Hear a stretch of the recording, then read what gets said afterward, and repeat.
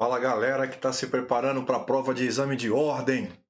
Então, olha só, trouxe mais uma questão da prova de ordem. Vamos olhar o enunciado, vou explicar do que se trata, passar pela matéria e a gente vai resolvendo questão alternativa por alternativa para a gente esbagaçar essa prova e acabar com esse medinho. Ai, Rogério, eu tenho medinho da prova. Não precisa ter medo. Vamos fazer uma preparação adequada e a gente vai conseguir a aprovação no exame de ordem, beleza? Então, vem comigo. Pessoal, o que falava para a gente essa questão aqui, ó, cobrada no exame de 2018? Rogério, a questão está antiga? Não, pessoal, pelo contrário, esse tema é recorrente. Vale a pena a gente passar por ele também. Por entender que o voto é um direito, então a questão já falava de voto. A gente sabe que voto está ali no artigo 60, processo legislativo, cláusulas pétreas, vamos ver. E não um dever, então o voto é um direito e não um dever. Um terço dos membros da Câmara dos Deputados articula a proposição de emenda à Constituição de 1988. Então a gente já está sabendo que o voto é um direito e que um terço dos deputados articulou proposição de emenda à Constituição, no sentido de tornar facultativo a todos os cidadãos o voto nas eleições a serem realizadas no país. Então, o que a gente está vendo aqui, pessoal? Deputados, um terço, propõe emenda à Constituição para tornar o voto facultativo. Já vai passar ali pelas cláusulas pétreas, certeza. Vem cá, então. Sabendo que a proposta gerará grande polêmica, porque está falando de cláusula pétrea e a gente vai ver se é cláusula pétrea ou não, o grupo de parlamentares resolve consultar um advogado especialista na matéria. De acordo com o sistema jurídico constitucional brasileiro, assinale a opção que indica a orientação correta a ser dada pelo advogado. Então, pessoal, a questão está falando realmente de direito a voto, se pode ser alterado por emenda constitucional ou não. Então a gente vai começar a bater um papo aqui. Então, ó, o que fala, o que fala a alternativa para a gente? Fala, olha, foi um terço dos membros. Então a gente sabe que lá no artigo 60 da Constituição Federal, ele fala realmente um terço. Ele fala um terço da Câmara dos Deputados ou a Constituição usa a conjunção alternativa ou um terço do Senado Federal. Então percebam que a Constituição não fala e. Ela não fala e, tem que ser um terço de cada. Pelo contrário, ela fala, olha, é um terço ou da Câmara dos deputados federais, ou um terço do Senado, dos senadores, tá? Então, a questão, voltando, ela traz uma proposta de emenda à Constituição para tornar o voto facultativo. O voto, pessoal, sumiu meu cursor aqui, tá aqui. O voto, o que acontece? Ele tem umas características de cláusula pétrea.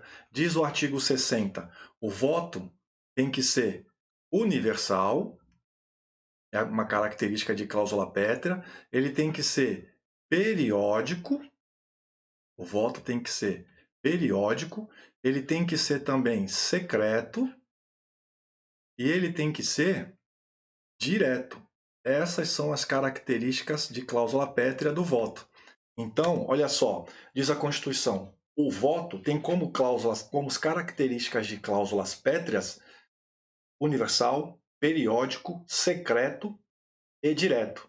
A Constituição não fala em obrigatoriedade. Se ela não fala, não cabe ao intérprete falar. Se a Constituição não diz, não cabe ao intérprete dizer. Essa é a regra da hermenêutica. A Constituição, em momento algum, diz que é cláusula pétrea o voto ser obrigatório. Se não é cláusula pétrea, a emenda constitucional pode alterar. Tá perfeito. Tudo bem? Então, volta aqui comigo.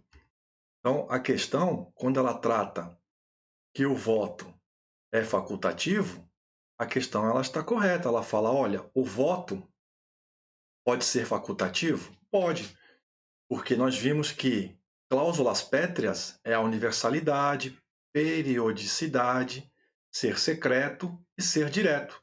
Ele não fala em facultativo, então em obrigatório.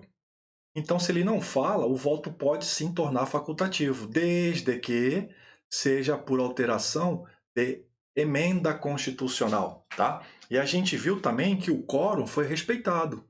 A Constituição exige o quórum de 1/3, e foi 1/3 dos membros da Câmara. Então, até aqui, tá beleza, tá show de bola. O enunciado está correto. Agora a gente vai analisar o que o advogado disse como opção correta para fazer do voto. Vamos lá, então. Vamos ver as alternativas? Então, vamos lá. Alternativa A, disse o advogado. Vamos ver se ele disse isso. Não é possível sua supressão por meio de emenda constitucional, porque o voto obrigatório é considerado cláusula pétrea? Pé. A alternativa está errada, pessoal. Cláusula pétrea da Constituição da República Federativa do Brasil? Não, nós vimos que o voto obrigatório, ele não é cláusula pétrea, porque a Constituição não diz. Se ela não diz, não cabe ao intérprete dizer. A alternativa A está errada. Alternativa B, não há óbice para que venha a ser objeto de alteração por via de emenda constitucional, embora o voto obrigatório tenha estatura constitucional. Aqui a gente vai precisar bater um papo, porque alguns alunos se atrapalharam nessa questão. Falaram, Rogério, falou a questão que, olha, o voto obrigatório tem estatura constitucional. A questão não disse isso. Na verdade, ela não quis dizer que o voto obrigatório é cláusula pétrea. Vamos com calma, então. Vamos respirar. Vamos agora desacelerar. A ideia aqui, pessoal, é te preparar para a prova. Então, não tem correria. Pelo contrário, matéria dada em sala de aula, você tem condições de acertar essa questão. Então, você vai acertar. O que a questão está dizendo para a gente é o seguinte: olha, tratar sobre voto tem que ser norma constitucional, tem que ser norma de estatura, de envergadura, com previsão na Constituição. Não posso tratar de voto facultativo em norma infraconstitucional, abaixo da Constituição. Perceberam? A questão não disse que voto obrigatório é cláusula pétrea. Então vem cá. Olha o que a questão disse para a gente.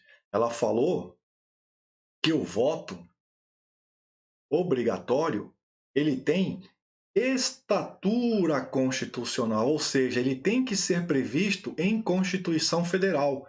Lógico, foi uma questão que uma leitura desatenta na hora da prova levou muita gente a errar. Eu entendo isso, mas a questão não disse isso. Ela disse, olha, o voto obrigatório, ele tem estatura, ele tem envergadura, é matéria de norma constitucional. Isso que ela quis dizer, tá bom?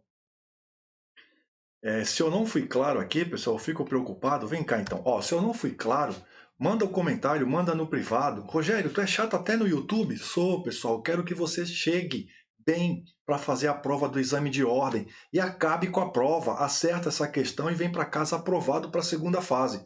É essa a nossa intenção aqui no canal. Então, vem cá. Beleza. Então, é a alternativa correta, Rogério? Aparenta que é a alternativa correta. Mas a gente já vai assinar lá e sair correndo? Lógico que não. Vamos olhar as demais. Para que a proposta de emenda constitucional seja analisada pelo Congresso Nacional, é necessária a manifestação de 1/3. Opa, a gente viu que realmente o quórum exigido pela Constituição é o quórum de 1/3. Beleza.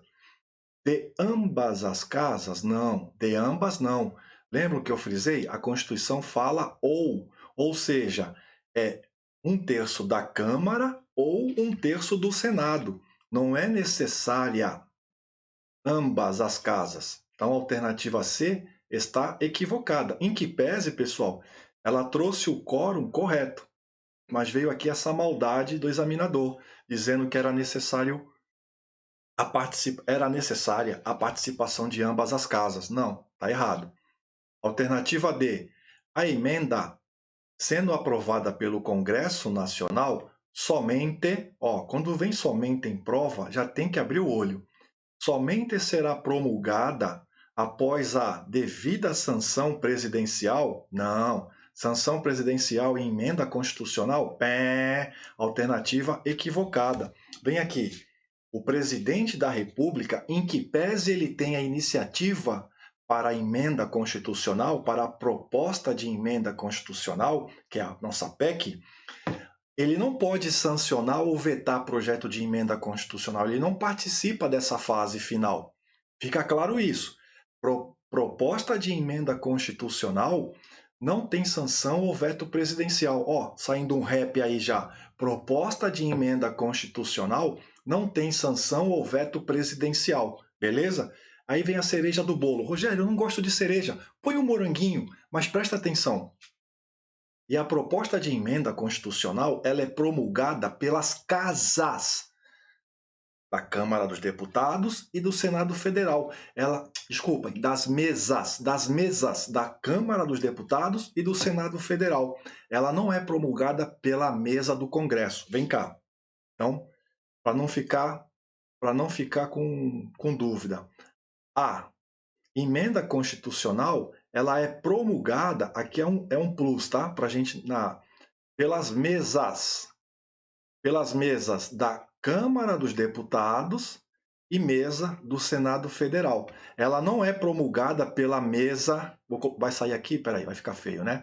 Ela não é promulgada pela mesa do Congresso Nacional, tá? Se vier isso aqui é pegadinha, assinala como errada, não vai cair nisso daí. Então, qual é a nossa alternativa correta, pessoal? A alternativa correta é essa mesmo. Não há óbice para que venha a ser objeto de alteração por via de emenda constitucional, embora o voto obrigatório tem envergadura, tem estatura na Constituição. Pessoal, perceberam? Essa questão, essa parte aí, você não pode errar mais na prova de exame de ordem. A gente abordou aqui, deixou bem claro. E tomar cuidado com a cereja, ou o morango, se você não gosta de cereja, que a emenda constitucional é promulgada pelas mesas da Câmara dos Deputados e do Senado Federal, e não pela mesa do Congresso Nacional. E aí, para finalizar, o presidente da República não sanciona nem veta a emenda constitucional. Fiquem com Deus, estamos juntos.